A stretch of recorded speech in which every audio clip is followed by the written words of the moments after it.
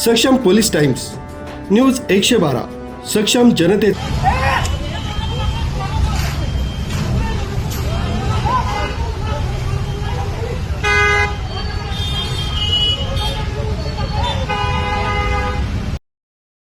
शहरात गुन्हेगारांचे धाडस दिवसेंदिवस वाढत असल्याचे धक्कादायक वास्तव समोर आले। नाशिकच्या शांत समजल्या जाणाऱ्या इंदिरानगर परिसरात नशेत असलेल्या तरुणांनी एका नागरिकाला बेदम मारहाण केल्याची संतापजनक घटना घडली आहे। या भीषण मारहाणीमुळे परिसरात भीतीचे सावट पसरले असून स्थानिक रहिवाशांमध्ये तीव्र संतापाची लाट उसळली आहे। संबंधित दोन्ही तरुण मद्याच्या नशेत होते। त्यांनी सुरुवातीला परिसरात शिवीगाळ करत गोंधळ घातला आणि दहशतीचे वातावरण निर्माण केले। याच दरम्यान उपस्थित असलेल्या एका नागरिकाला नशेखोरांनी लक्ष केले।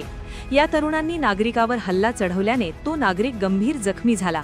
या घटनेनंतर संतप्त नागरिकांनी तातडीने पोलिसांकडे धाव घेतली आणि तक्रार दाखल केली आहे। घटनेचे गांभीर्य ओळखून पोलिसांनी गुन्हा दाखल केला असून पसार झालेल्या आरोपींचा शोध घेतला जात आहे।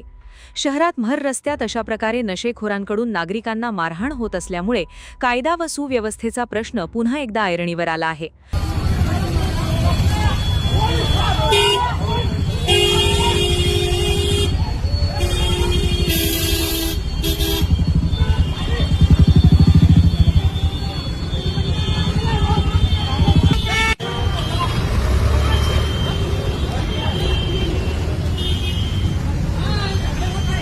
असंच गाडी इथं काहीतरी क्रॉसिंगवरनं झालं होतं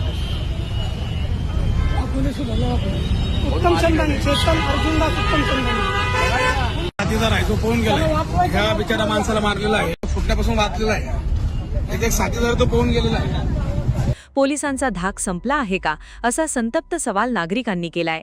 या गुंडांचा कायमचा बंदोबस्त करावा आणि परिसरात रात्रीची पोलीस गस्त वाढवावी अशी मागणी इंदिरानगरमधील रहिवाशांनी केली आहे।